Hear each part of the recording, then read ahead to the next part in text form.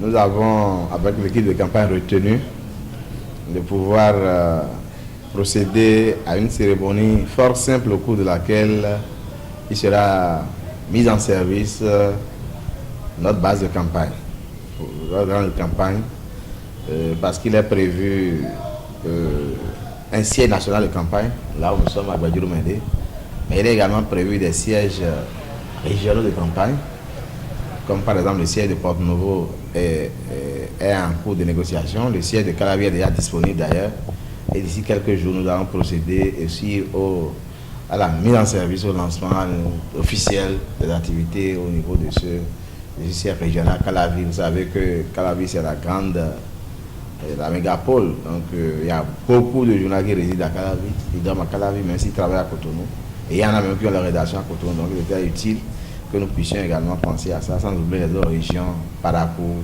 Natengu, Abomey, Lokossa et autres. Donc demain, mercredi, nous voulons profiter de la trêve faite par la célébration de par le monde entier de la journée internationale du travail pour réunir les confrères ici et pouvoir procéder au lancement des activités au niveau du siège. Et comme vous l'avez vu, les confrères sont là. Vous avez remarqué beaucoup de confrères, les membres de la direction de campagne et même des confrères qui ne sont pas dans la direction de campagne mais qui sont venus nous aider, appuyer pour voir dans quelle mesure nous pouvons, ils peuvent s'associer à nous pour que la fête soit réussie demain. Nous avons également les membres de la famille qui sont venus, les frères d'Awaga aussi qui sont là, qui nous appuient pour nous aider à organiser au mieux pour que cette activité retenue dans notre agenda puisse se dérouler dans de très bonnes conditions. Bon, tout a commencé il y a de cela exactement 12-13 ans, en 2007, quand j'ai candidaté pour être secrétaire général de l'Union des problèmes des médias pour la deuxième mandature. Donc j'ai été candidat et j'ai fait mon mandat 2007-2017 SG sous la présidence de maître Brice Oussou. Puis après, je me suis retiré. Donc j'ai été absent du mandat 2010-2013. Mais en 2013, des amis sont allés me chercher pour que je puisse prendre l'association après les 2 mandats de Brice Oussou. Ce que j'ai accepté. Nous avons fait le premier mandat 2013-2010. Et pour renouveler 2013-2016, et pour renouveler en 2016, j'ai reçu un soutien inestimable des confrères et consoeurs de la capitale Porte-Novo. Massivement, ils sont mobilisés, et ils ont mis leurs moyens, ils ont mis les bouchées doubles, les ressources humaines, les ressources financières à disposition pour m'aider à battre campagne et à renouveler mon mandat en 2016. Ce qui a été fait, pour ceux qui s'en rappellent, ceux qui étaient là encore, c'était une fête. Alors pour gratifier, pour congratuler les amis qui m'ont soutenu fortement depuis la capitale à Porte-Novo, j'ai décidé d'aller, pour une première fois dans l'histoire de l'Union, d'aller faire l'installation de la nouvelle mandature à Porte-Novo. Donc nous sommes allés installer le bureau de l'UPMB mandat 2016-2019 à Porte-Novo. Et c'est après avoir fini cette cérémonie d'installation qu'au cours de la réunion de débriefing, les amis de Porte-Novo ont dit nous allons t'accompagner pour que tu finisses ton mandat, ton second et dernier mandat, et après ce mandat, nous allons t'accompagner.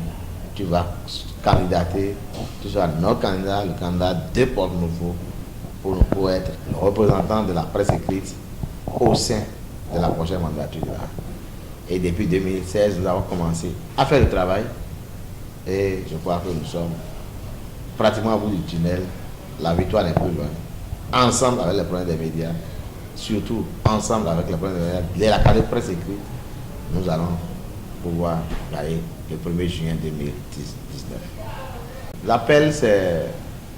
Je voudrais lancer l'appel à tous les problèmes des médias, lancer l'appel notamment à ceux qui sont dans la catégorie presse écrite pour dire de ne pas se tromper de chemin.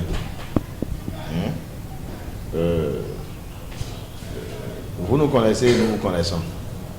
Vous savez notre rapprochement, vous savez les liens que nous avons, vous savez tout ce que nous avons fait à la tête de l'Union pendant ces 6 dernières années. Vous avez vu nos résultats.